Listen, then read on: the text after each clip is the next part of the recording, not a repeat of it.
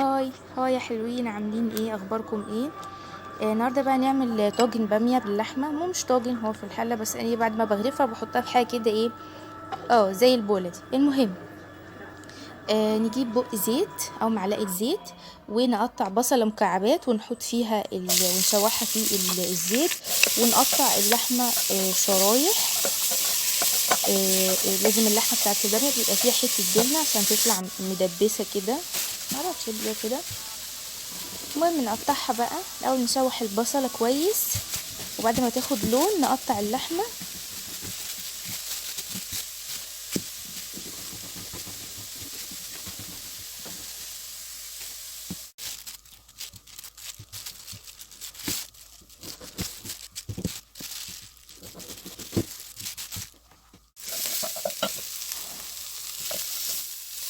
هنا بنحط اللحمه بتاعتنا مع البصل ونقلبها ونسيبها تستوي شويه. قبل ما نحط الباميه بنسيب اللحمه مع البصل تستوي شويه، تاخد لون يعني. هنا اخدت اللون اهي، بقلبها. بعد كده انزل بالباميه واغطي الحله واسيبهم برضو يستووا مع بعض.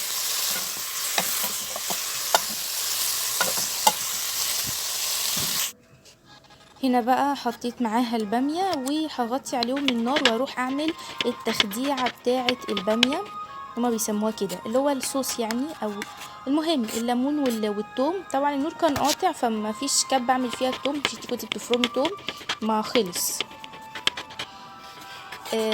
اقطع بقى الثوم شرايح بالسكينه، واعصر عليه الليمون، واقلبهم كده مع بعض في بوله صغيره ولا طاجن صغير.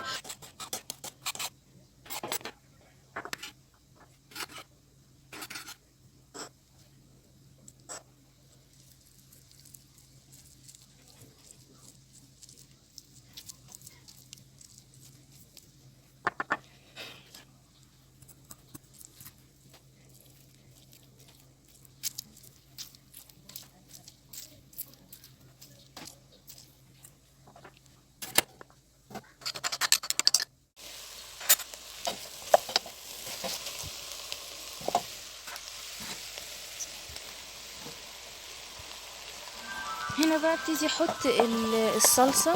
انت جبتي الصلصه دي منين؟ اللي احنا كنا عاملينها قبل كده. بنجيب الطماطم ونسبكها، نقطعها مكعبات ونحطها في حله عليها شويه بهارات وزيت وملح وفلفل وكده، ونستناهم لحد ما ياخدوا يغلوا يعني. وبعد كده نضربها في الخلاط او بالهاند بلندر، وبعد كده بحط ميه، وبعدين بقلب واسيبها تغلي الاول. مش بتحطي على طول الثوم والليمون، لا، بحب اسيبها في الاخر. واهو بحط التخديعه بتاعه الباميه اللي هي الثوم مع الليمون، وبحطها على الحله، وبعد كده بسيبها تغلي وبغرفها، وبألف هنا وشفا. انا هروح اكل بقى عشان انا جوعت خالص.